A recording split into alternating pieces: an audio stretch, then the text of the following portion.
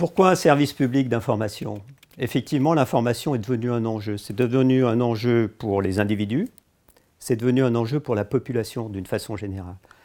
Il faut arriver à délivrer une information équilibrée, il faut arriver à délivrer une information de référence auquel les individus accèdent lorsqu'ils ont un problème de santé ou lorsqu'ils se posent une question.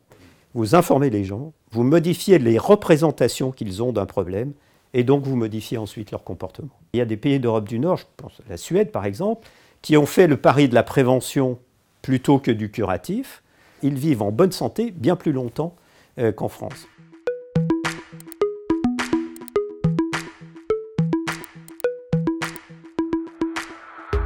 Un point important pour nous par rapport à santé.fr et au service public d'information en santé, c'est bien qu'il y a une possibilité pour les usagers de donner leur avis sur le site, de faire remonter leur avis et que donc le site soit façonné en fonction des usages. C'est le fait que l'information contenue sur le site santé.fr soit facile à lire et à comprendre, c'est-à-dire qu'elle soit vulgarisée, qu'elle soit précise, qu'elle soit vérifiée, qu'elle soit validée, mais qu'elle soit accessible à tous.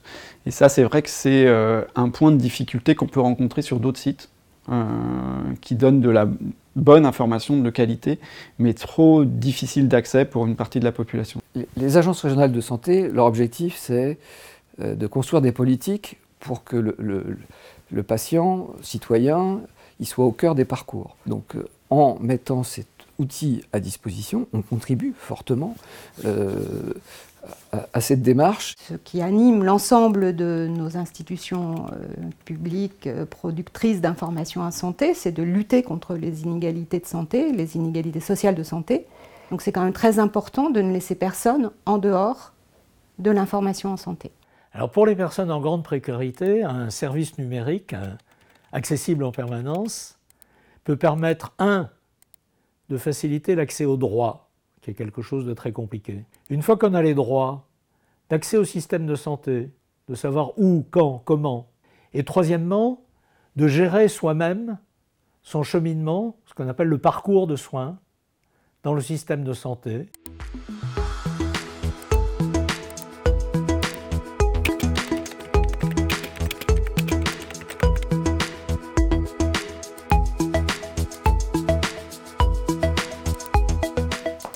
En fait, ce qui serait une vraie révolution sur ce nouveau service public d'information santé, clairement, c'est que pour une fois, on s'occupe des cas extrêmes pour renseigner la norme. Pour le dire autrement, c'est qu'on se préoccupe de ce qui se passe pour ces populations les plus éloignées de l'accès à l'information santé, et que si on arrive à faire une méthode, si on arrive à les accompagner, à les faire aller vers cette information santé, alors ça sera extrêmement simple pour les autres. Au-delà de l'objectif qui est de produire une information nationale validée, le service public doit être en capacité d'aider tout citoyen à trouver sur son territoire les ressources dont il a besoin.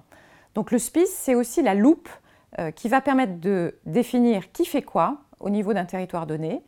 C'est un outil de simplification, puisque aujourd'hui on sait pertinemment qu'il y a de nombreuses structures, que c'est extrêmement compliqué de se repérer dans le système. L'usager va être guidé dans sa démarche par le service public d'information en santé. Et plus un usager du système de santé ou un patient est informé, plus la relation avec ses médecins est finalement très dense. Il va arriver à la consultation en ayant des informations, et si ces informations sont fiables, toute une partie du travail du professionnel de santé se trouvera finalement simplifiée.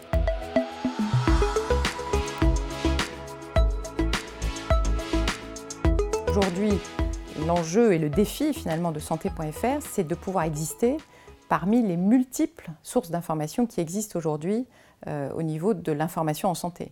Et si santé.fr peut arriver à se hisser au-dessus de toutes ces sources d'informations et qui joue vraiment ce rôle de site de référence, d'espace de confiance pour le citoyen et pour le grand public, je pense qu'on aura un levier extrêmement important pour la transformation du système de santé.